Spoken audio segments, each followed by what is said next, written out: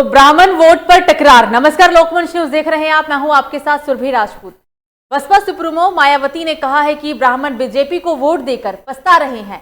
पत्रकारों को संबोधित करते हुए पिछले चुनाव में ब्राह्मण बीजेपी के बहकावे में आ गए थे, ये कहा गया है उनके द्वारा, लेकिन अब ब्राह्मण समाज पछता रहा है। आने वाले विधानसभा चुनाव में ब्राह्मणों को फिर से बसपा के साथ आना चाहिए। मायावती ने यह भी कहा कि मुझे पूरी उम्मीद है कि ब्राह्मण अगले विधानसभा चुनाव में बीजेपी को वोट नहीं देंगे। बीजेपी और कांग्रेस ने दलितों को पिछले चुनाव में बहकाने की खूब कोशिश की थी और उनके साथ खूब खिचड़ी खाई और खिलाई, लेकिन उन्हें दलितों पर गर्व है क्योंकि दलित उनके बहकावे में नहीं आए।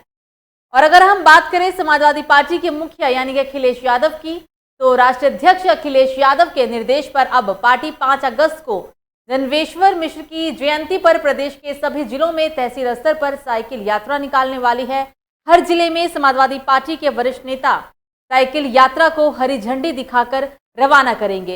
इस संबंध में वरिष्ठ नेताओं को जिला का प्रभारी बना दिया गया है और उनको जिलों में रहकर यात्रा की कमान संभालने के लिए भी कह दिया गया है। यानी कि यूपी में जो 2022 का विधानसभा चुनाव होने वाला है वो बहुत ही दिलचस्प होगा, क्योंकि जिस तरीके से मायावती ने ब्राह्मण कार्ड खेला और अब समाजवादी पार्टी जो है वो समाजवाद से हटकर जातिवाद में उतर गई है। शायद यही वजह है कल साइकिल रैली निकालने की बात कही गई। शायद यही वजह है कि अखिलेश यादव यूपी के अलग अलग जिलों में मूलभूत मुद्दों को लेकर सरकार को लगातार घेरने में जुटे हुए हैं, चाहे वो बेरोजगारी का मुद्दा हो, चाहे वो कोरोना काल में जिस तरीके से तबाही हुई, लाखों लोग यूपी के अंदर अपनी जान गंवाए, वो मुद्दा हो, युवाओं को लेकर जो बेरोजगारी दर यूपी में बढ़ रही है उस मुद्दे को लेकर पहले से ही अखिलेश यादव इस वक्त बीजेपी सरकार पर जमकर हमलावर हैं।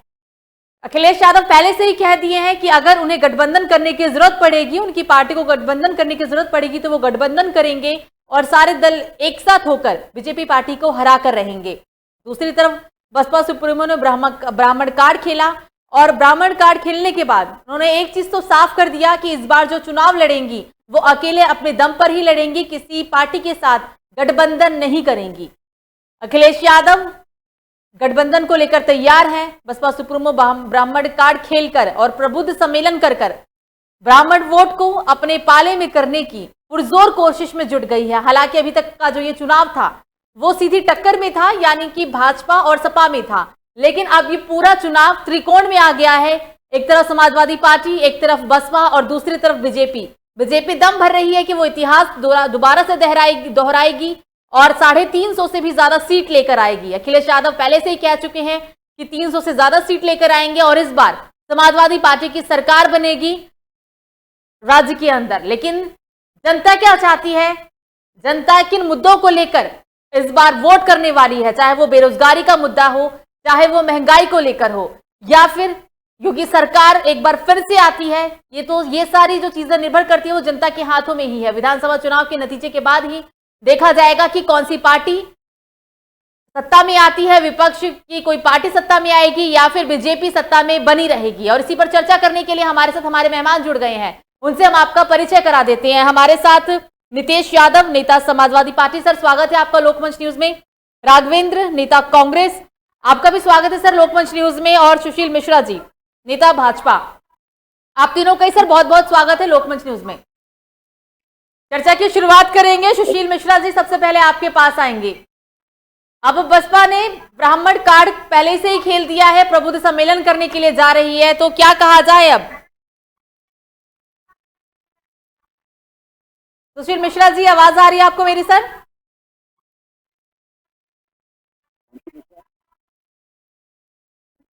शायद किसी तकनीकी समस्या के कारण वो हमें नहीं सुन पा रहे हैं। अब हम सीधा चलते राघवेंद्र जी के पास। राघवेंद्र जी, क्या कहें, क्योंकि बसपा सुप्रीमो पहले ही प्रबुद्ध सम्मेलन करने जा रही है, ब्राह्मण कार्ड वो अपनी तरफ से दाव खेल चुकी है ब्राह्मणों का।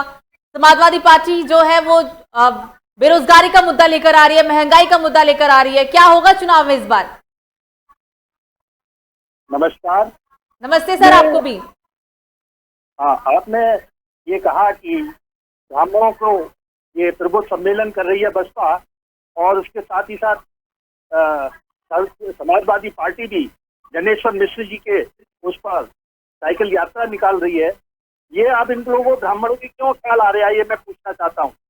यदि इनको ब्राह्मणों का ख्याल आ रहा है तो ये ब्राह्मण मुख्यमंत्री घोषित करे ना, सपा पार्टी मुख्यमंत्री ब्राह्मण का घोषित करे, और बसपा की जो मायावती जी हैं वो ब्राह्मण को ब्राह्मण मुख्यमंत्री घोषित करें। अभी तक इन लोगों ने कोई ब्राह्मण को सपोर्ट नहीं किया है। पिछली बार ये सामाजिक जो इन लोगों ने ब्राह्मणों को धोखा दिया, ब्राह्मणों को टिकट देकर सामाजिक समीकरण मिलाकर पिछली बार धोखा दे चुके हैं। इस समय ब्राह्मण जो है बसपा के धोखे में आएगा नहीं और सपा के धोखे में भी नहीं आएगा, क्योंकि सपा भी हमेशा जो है जातिवाद पे लड़ती है। बीजेपी का आपने देखा ही है, बीजेपी के काल में महंगाई बढ़ी है, पेट्रोल डीजल गैस पे खाद्य पदार्थों के और महंगाई में अप्रत्याशित वृद्धि हुई है। जिस तरीके से जो है पेट्रोल के दाम जो 2014 में और 2021 में 2014 में 60 रुपए थे, वो आज 112 रुपए हो गए। डीजल के दाम 55 रुपए जो थे वो 100 रुपए हो गए। एलपीजी के दाम जो 414 थे वो 834 रुपए हो गए। दाल के दाम जो 70 रुपए थे वो 190 रुपए हो गए। घी 350 की जगह 650 रुपए हो गया है। दूध के दाम 30 रुपए जो थे वो 56 रुपए हो गए। इस तरह की महंगाई बढ़ रही है, किसानों के साथ अत्याचार हो रहे हैं। किसानों को जो 15,000 करोड़ रुपया गन्ना किसानों को देना था वो उसका भुगतान नहीं किया गया है। और ये जो 3 काले बिल पास किए गए हैं जो किसान विरोधी बिल है, उनको और एमएसपी नहीं दिया जा रहा है।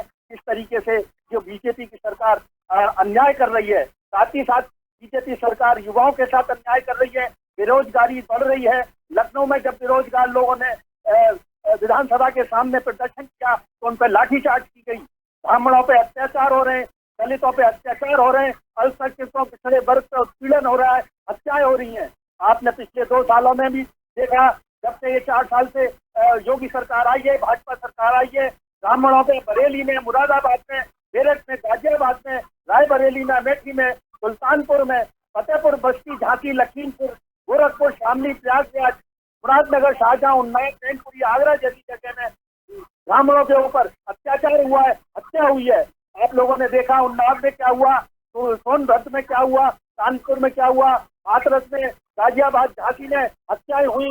हाथरस में दलित बेटी की हत्या हुई और उसको पुलिस के संरक्षण में रात के 2:30 बजे पेट्रोल छिड़क के उसकी लाश के दाह संस्कार कर दिया गया। इस तरीके से ये इस हत्याएं हो रही हैं।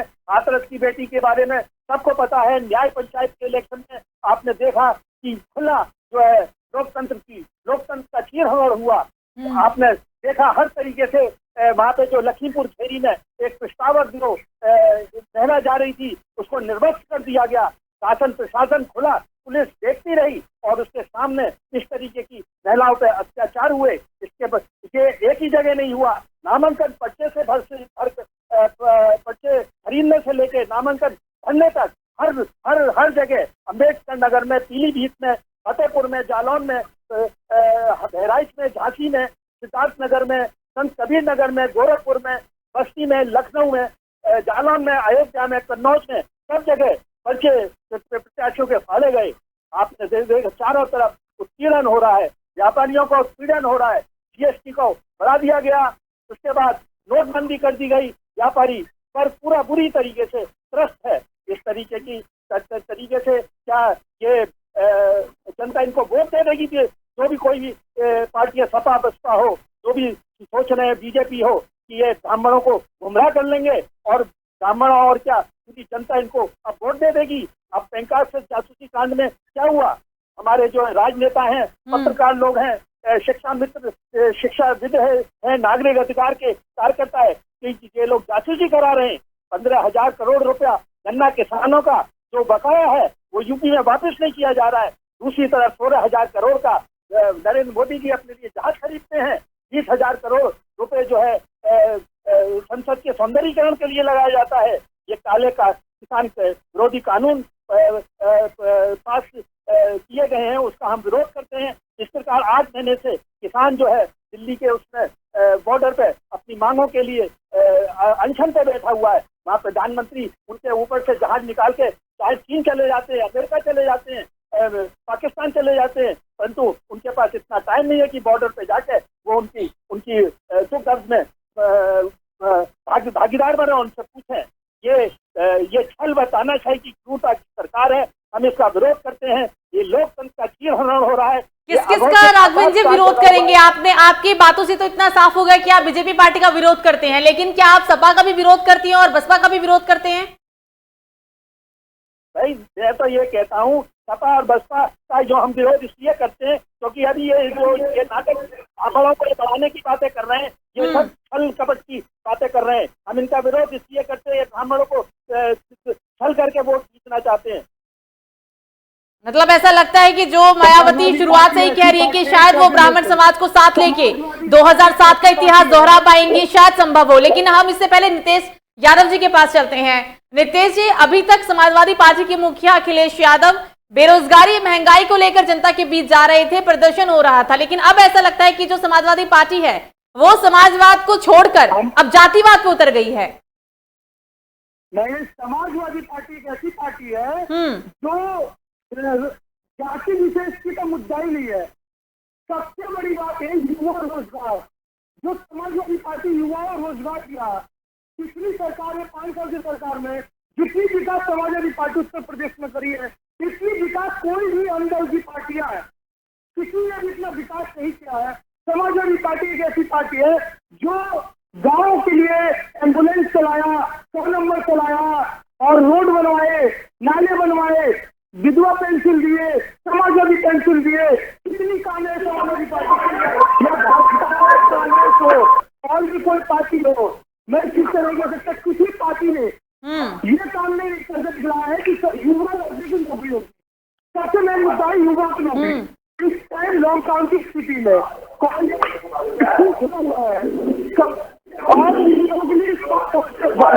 ऑनलाइन पढ़ाई करनी है,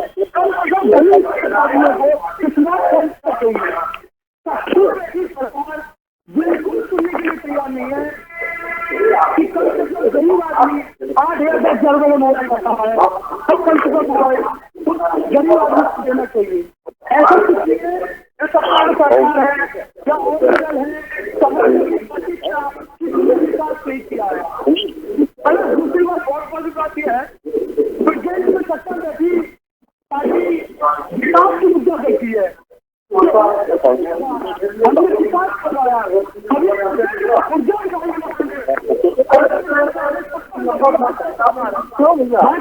ठीक है नितेश जी, आप कहते हैं कि समाजवादी पार्टी ने बहुत कुछ किया लेकिन फिर भी समाजवादी पार्टी सत्ता से बाहर हो गई। लेकिन इससे पहले सभी सवालों का जवाब मुझे लगता है कि सुशील मिश्रा जी के पास होगा, क्योंकि पहले ही बहुत सारे आरोप लगा चुके हैं कांग्रेस नेता। सुशील जी, लगातार बीजेपी पार्टी पर आरोप प्रत्यारोप का दौर शुरू हो गया है, तमाम तरह के आरोप लगाए गए हैं, क्या जवाब देंगे सर इसको लेकर?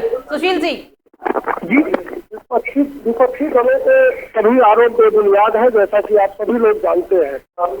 विगत मोदी जी की सरकार और योगी जी सरकार के दौरान विपक्ष किसी भी एक मुद्दे को लेकर के न कोई आंदोलन खड़ा कर पाया है, न ही जनता के बीच। ये पूछना चाहता हूँ, भाजपा सत्ता सरकार में हमें 5 काम की कैसे बता दीजिए जो जनता के बीच में हुआ है। कम से कम 5 काम हमें बताइए, हम मान जाएंगे हर काम के काम है। पूरी की पूरी सरकार, पूरी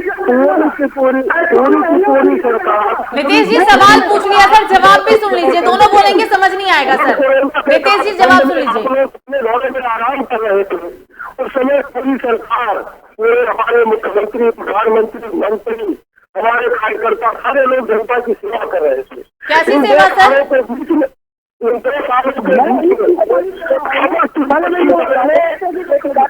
चुनाव लड़ने का अधिकार ही खो दिया है। नितेश जी सुन लीजिए, जवाब सुन लीजिए सर, जवाब सुन लीजिए, जवाब सुन लीजिए, बोल रहे हैं सुन लीजिए। मैं अपने कांग्रेस, सपा और बसपा के साथियों से कहना चाहूंगा, चिल्लाने से कुछ नहीं हो रहा, जनता आपके सुनती नहीं, कहने को चिल्लाने से कोई फायदा नहीं है। जनता ने बीजेपी की सुनी, क्या बीजेपी ने जनता की सुनी सर? नहीं मिली, आप तो कह रहे थे वैक्सीन नहीं लगवाएंगे ना, आप नेता कह रहे थे वैक्सीन नहीं लगवाएंगे, तो सब जाके लगवाएंगे। आप वैक्सीन के लिए लाइन में लगे, आप तो जनता को बरगला रहे हैं। समाज के बीच में कितना बड़ा शहर जितना बड़ा भ्रम फैलाने का काम समाजवादी पार्टी ने किया। लास्ट की राजनीति लोगों को प्रेरित किया, वो बचाव न करे, उपाय न करे, तो कहते थे समाजवादी को कोरोना नहीं होगा, वो मास्क नहीं लगाएंगे। वो लोग जो मास्क न लगाने की वजह से मरे, उसकी जिम्मेदारी अखिलेश यादव की ऊपर बढ़ती है। सर लेकिन जो कोरोना संक्रमित हो गए थे उनको तो ऑक्सीजन मिलना चाहिए था ना सर, अस्पताल में दवाई ऑक्सीजन तो मिलना चाहिए था ना। आप ऐसे कैसे कह सकते हैं कि मास्क नहीं लगाए लोग इसलिए मर गए? सुविधा उपलब्ध कराई जा रही निःशुल्क, किसी प्रकार का कोई भी भ्रष्टाचार और भेदभाव नहीं किया जा रहा है। यही समाजवादी पार्टी की सरकार है। किसी बात के लिए कहते थे कि पहले उनका अधिकार है। आप तीनों इकट्ठा बोलेंगे, राघवेंद्र जी, नितेश जी, अगर आप तीनों इकट्ठा बोलेंगे सर समझ नहीं आएगा। सुशील जी को अपनी बात पूरा करने दीजिए, फिर सर आपके पास भी आएंगे। मैं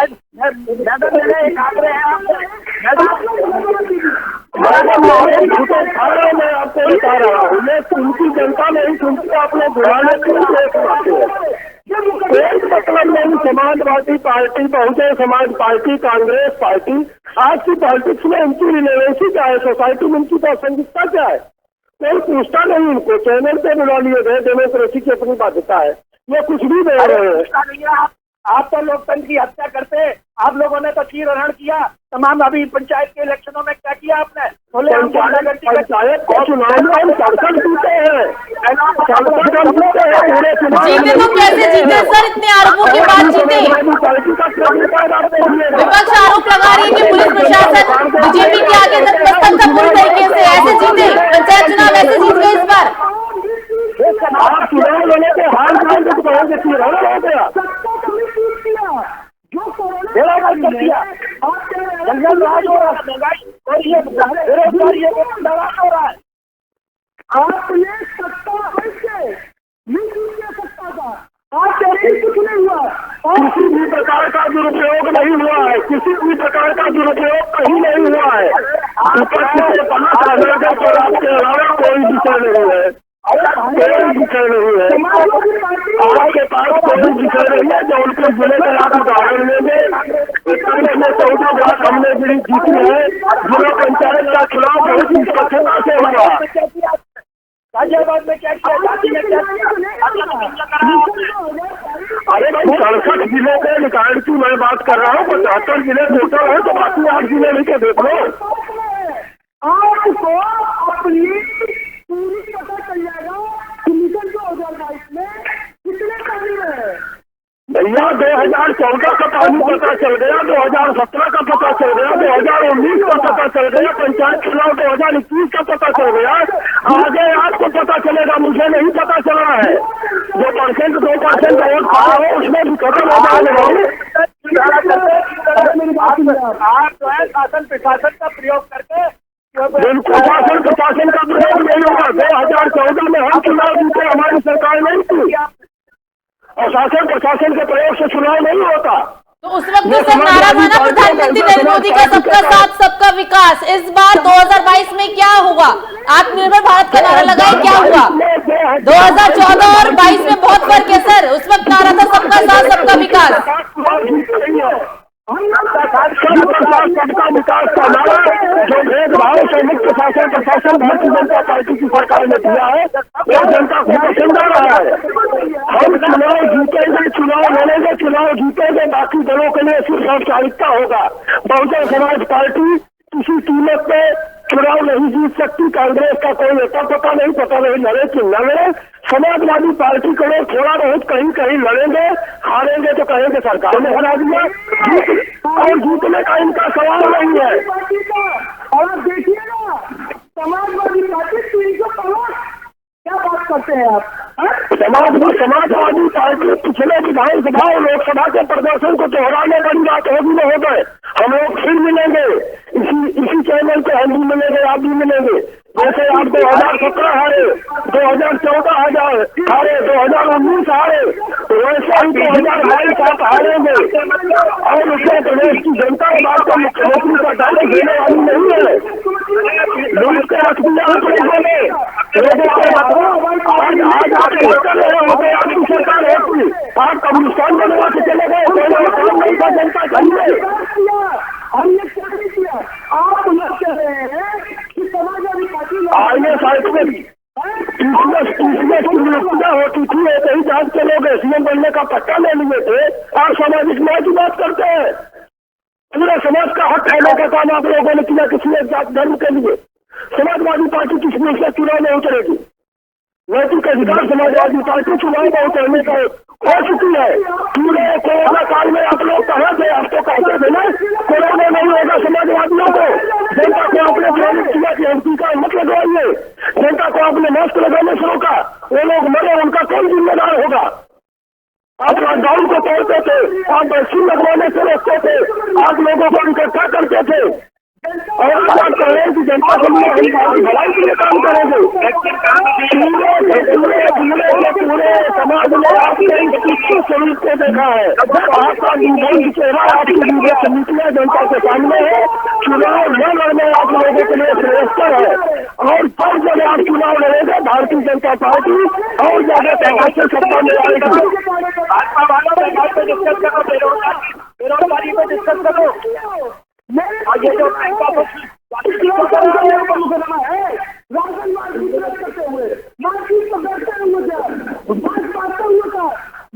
अरे जासूसी क्यों करवा रहे हो?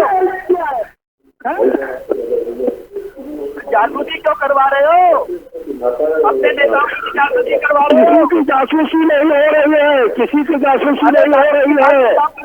आप अपने घोटाले को भूल गए। 2004 से 2014 के बीच में घोटाले का कैलेंडर जारी करते थे, रोज घोटाले होते थे, किसी ने आपकी कोई जासूसी नहीं हो रही है और राहुल गांधी की जासूसी करके कोई करेगा क्या नहीं?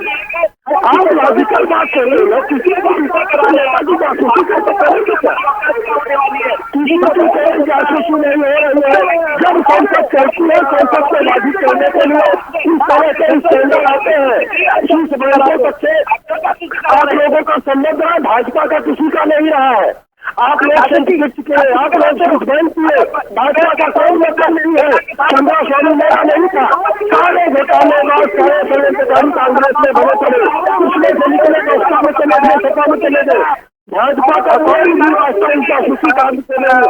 और अगर है तो आप अपने अवतारों से कहीं बीमार खोजेंगे, उनके रिश्तेदार देखो इटली में, अमेरिका में, इंग्लैंड में सर इकट्ठे बोलेंगे तो समझ नहीं आएगा। सर एक एक करके बोलिए। कमाई को बर्बाद करने का ये जो प्लान रहता गया है ये बहुत ही खराब है और जनता देख रही है।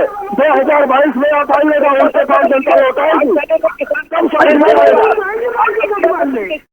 समस्या को हल किया है, बताइए।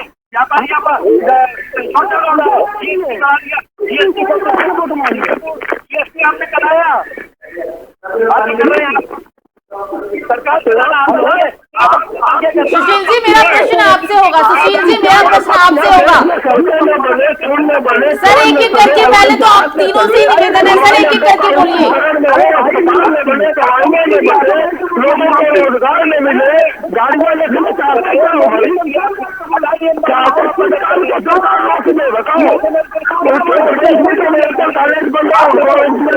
एक एक करके बोलिए सर।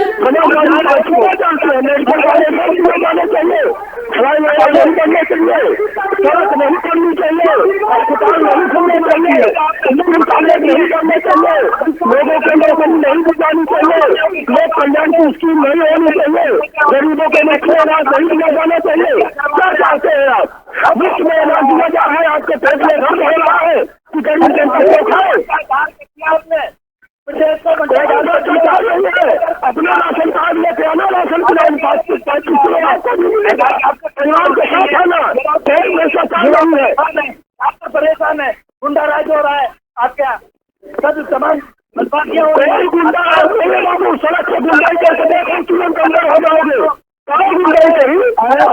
दिखाओ ना, कहाँ गुंडाई कर रहे हैं? सर आप तो नेशनल टीवी में धमकी दे रहे हैं कि गुंडाई करके दिखाओ।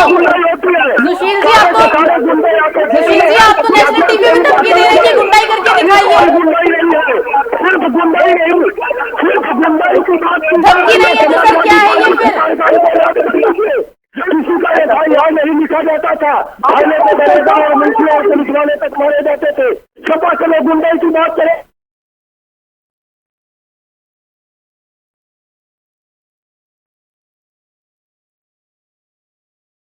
समय पूरा हो चुका है, इसलिए मुझे ना चाहते हुए इस चर्चा को ही समाप्त करना होगा। आप तीनों ही हमारे साथ जुड़े, इसके लिए बहुत बहुत शुक्रिया। हमारे साथ है नितेश यादव, नेता समाजवादी पार्टी, हमारे साथ है राघवेंद्र, नेता कांग्रेस, सुशील मिश्रा, नेता भाजपा। तो यूपी के अंदर 2022 में विधानसभा चुनाव होना है, लेकिन विधानसभा चुनाव से पहले अब जिस तरीके से ब्राह्मण कार्ड बसपा सुप्रीमो मायावती के द्वारा खेला गया, उसके बाद अब एक हर दिन के साथ एक नई लड़ाई यूपी के अंदर देखने को मिल रही है, क्योंकि समाजवादी पार्टी के मुखिया अखिलेश यादव अब कल से यूपी के अंदर, यूपी के अलग अलग जिलों में साइकिल रैली निकालने वाले हैं। ऐलान किया गया है कि 5 अगस्त से साइकिल रैली निकाली जाएगी। साइकिल रैली निकालने से पहले ही सभी जो वरिष्ठ नेता हैं उनको ही काम पर लगा दिया गया। फिलहाल भी के लिए मुझे दीजिए इजाजत। लोकमंच न्यूज पर खबरों का सिलसिला जारी रहेगा। नमस्कार।